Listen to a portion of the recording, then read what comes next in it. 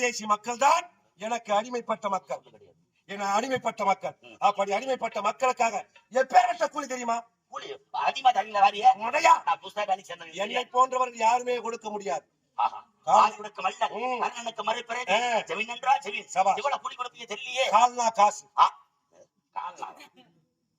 காப்படி நெற்பயிர் போன போடுங்க, கால்வயிர் கஞ்சி, மூஞ்சில மோர் குழம்பு ஊத்தோம். நீ ஜெமீன் சொல்ற ரக்கமா இல்ல? ஏண்டா கால்னா கூலியா? கால் அந்த காலத்துல யாரு சம்பாதிச்சு கொடுக்கறது? சாப்பாடு வைத்து நல்லா போடுங்களா? கால்வயிர் கஞ்சி. கஞ்சினா எப்படி சாப்பாடா? இந்த பரதேசிகளுக்கு கட்டி கூழ் போடக்கூடாது. அந்த கூழியே நீராகரமா தான் ஊத்தணும். ஏன்னா கட்டி கூழ் போட்டா கொழுப்பு நெண்டும், குனிஞ்சு நிமிந்து வேலை செய்ய முடியாது. அப்ப அந்த நீராக தண்ணி எல்லாம் மாற்றி தானே? யாரு மாட்டுக்கு? என் மக்களுக்கு, அடிமைப்பட்ட மக்களுக்கு.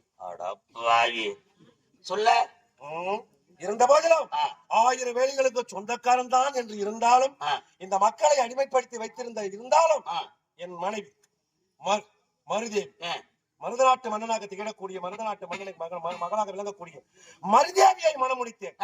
மணமுடித்து இதனால் வரையிலும் எனக்கு ஒரு பிள்ளை பாக்கியமே கிடையாது. எப்படி குழந்தை பிறக்கும் உனக்கு? நேராக தண்ணி ஊத்துற, பூ போட்டு தண்ணி ஊத்து காசு கொடுக்குற, எங்க குழந்தையா பிறக்கும் உனக்கு? எங்க குழந்தை கிடையாது? குழந்தை இல்லடா. சொல்லி ரக்கமா இல்ல?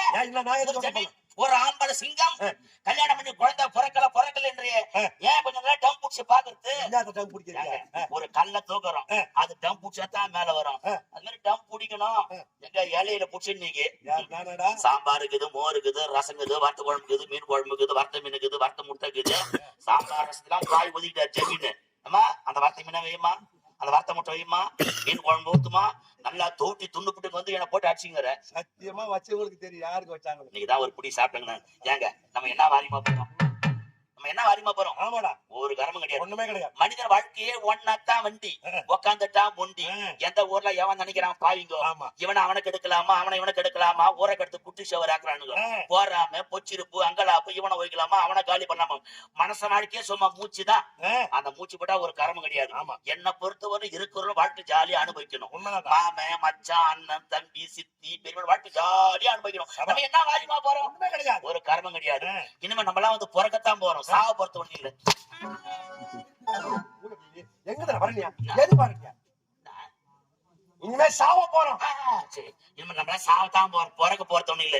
இருக்கிறவங்க சண்டை சாடி இல்லாம ஜாலியா வாழ்க்கையில நீங்க அண்ணாவோட சாப்பிட்டு திருப்தியான சாப்பாடு அதுதானே பேசிக்கிது. ஏன்னா ஆண்டவன் வாய் ஒண்ணு கொடுத்துக்கிறான், பவுர் ஒண்ணு கொடுத்துக்கிறான். எது வாய் எது பவுரா? என்னது? இதாண்டா வயிறு, இதான்